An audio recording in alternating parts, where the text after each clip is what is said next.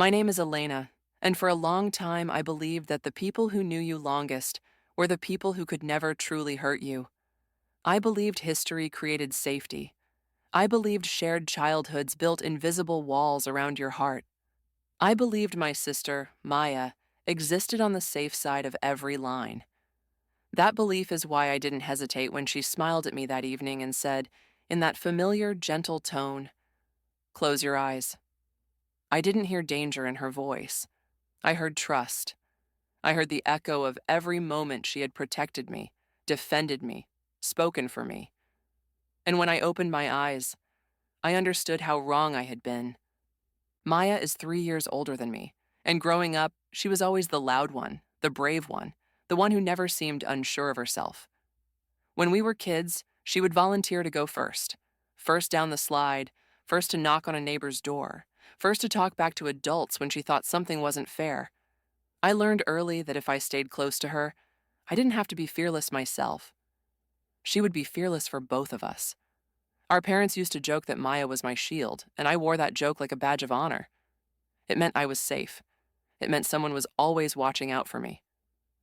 Even as adults, that dynamic never really changed. Maya moved through life with confidence, while I hesitated, thought things through, questioned myself. She called it overthinking. I called it caution. But whenever we disagreed, I usually gave in. Not because she forced me, but because I trusted that her certainty meant she saw something I didn't. That trust had been built over decades. It felt unbreakable. That night started like so many others. Maya called me after work, her voice unusually cheerful.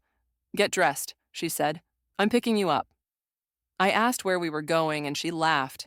"You asked too many questions. Just wear something nice." I rolled my eyes, smiling despite myself. She loved surprises. She loved orchestrating moments. Sometimes it annoyed me, but mostly it felt comforting, like being carried along by someone who knew where they were going. After a long, exhausting week, I didn't want to decide anything. I wanted to be led. When she arrived, she didn't even come inside. She leaned out the car window, grinning, and honked once.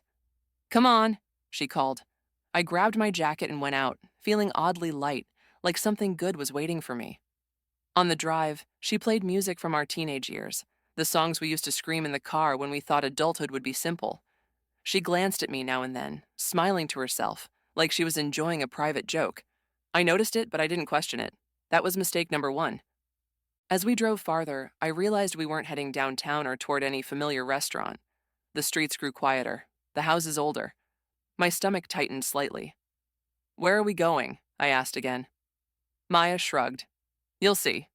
Her tone was light, but there was something controlled about it, something rehearsed. I told myself I was imagining things. I had a habit of doing that, reading too much into nothing.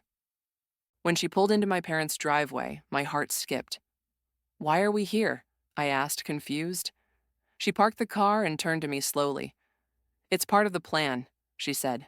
"Just trust me." The way she said it, firm, final, made my chest feel tight. "What plan?" I pressed. She reached out and squeezed my hand. "Elena," she said softly, "don't ruin this. Okay?" We got out of the car, and the night air felt colder than it should have. The porch light was on.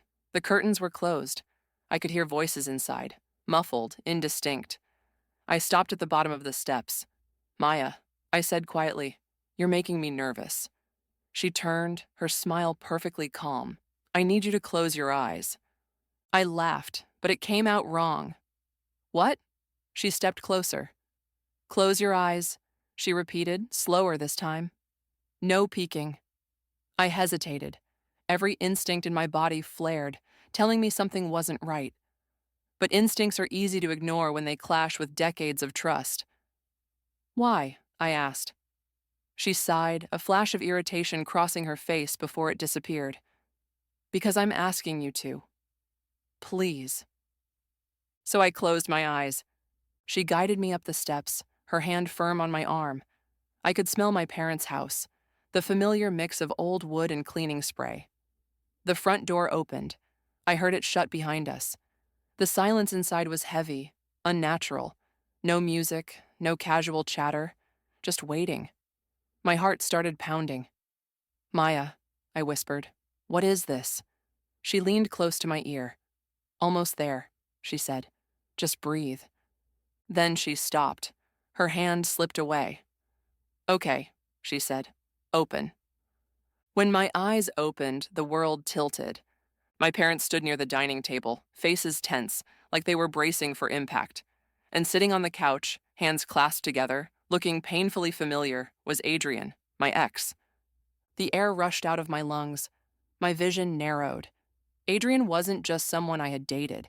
He was someone I had loved deeply, someone I had built plans around, someone who had slowly, methodically broken my trust. I had left him 6 months earlier after discovering a web of lies that made me question my own memory, my own judgment. The breakup had been devastating. I had cried in Maya's arms. She had called him manipulative. She had told me I was brave for walking away. She had promised she would never take his side. And now he was here. What is this? I whispered, my voice barely audible. Adrian stood up slowly. Elena, he said gently, thank you for coming. Something inside me snapped. I didn't come, I said, louder now. I was brought here. I turned to Maya. Why is he here? She folded her arms, her expression suddenly cool. Because you need closure, she said, and because you're being stubborn. The word hit me like a slap. Stubborn? I repeated. You think this is about stubbornness? My mom stepped forward. Sweetheart, we're just worried about you, she said. You've been struggling. I stared at her. So, your solution was to ambush me? Adrian began speaking, apologizing, explaining, saying all the things I had already heard before. I barely listened. My focus was on Maya. You knew I didn't want to see him, I said. You knew. She shrugged. You say a lot of things when you're emotional. Emotional, another word designed to shrink me, to make my boundaries seem irrational. This is not okay, I said, backing toward the door. I didn't agree to this. My father's voice hardened. Sit down, Elena. Don't make a scene. That was the moment everything became clear. This wasn't about me. This was about control, about restoring a version of my life that made everyone else comfortable. I'm leaving, I said. Maya moved quickly, blocking my path. Don't do this, she hissed. You're embarrassing us. Embarrassing us. Not hurting me, not betraying me, embarrassing them. You lied to me, I said, my voice shaking. You told me to close my eyes so I wouldn't see what you were doing. She scoffed. I helped you, she said. You're welcome. Something inside me broke, clean and final. If you had to trick me, I said, then you knew it was wrong. My mom started crying. My dad raised his voice. Adrian tried to speak again. I didn't listen. I pushed past Maya and walked out, my legs trembling so badly I thought I might fall. I sat in my car and sobbed until my chest hurt. Not because Adrian was there, but because my sister had decided my consent didn't matter. Because the person I trusted most had used that trust against me. The drive home felt unreal. My phone buzzed nonstop, calls, messages, guilt wrapped in concern. I didn't answer any of them. In the days that followed, the narrative shifted quickly. Maya said I was overreacting. My parents said they meant well. Adrian said he just wanted to talk. No one apologized for taking away my choice. That silence told me everything. I started to see patterns I had ignored for years. The way Maya always spoke for me, the way she dismissed my feelings as overthinking, the way she believed she knew what was best for my life. Blocking her number was the hardest thing I've ever done. It felt like cutting off a limb. But with the pain came something unexpected. Clarity. Without her voice in my ear, telling me what I should feel, I could finally hear myself. I wasn't dramatic, I wasn't stubborn, I wasn't broken. I had been clear, and my clarity had been inconvenient. Months later, I ran into Maya by chance. She looked at me like I had betrayed her. You really threw everything away, she said coldly. I looked at her and felt something settle in my chest. No, I said. I kept myself. She shook her head, disgusted. You always play the victim. I didn't argue. I didn't explain. I walked away. Here's what I learned from that night. When someone asks you to close your eyes, they're not always offering you a gift. Sometimes they're asking you not to see the trap.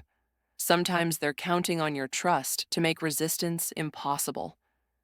My sister told me to close my eyes because she believed she knew better than me. When I opened them, I saw the truth, not just about her, but about myself. I saw that my voice mattered. I saw that consent is not optional, even in families. I saw that love does not require surrender. And I understood finally that opening your eyes after betrayal is painful, but it's also the moment you start living on your own terms.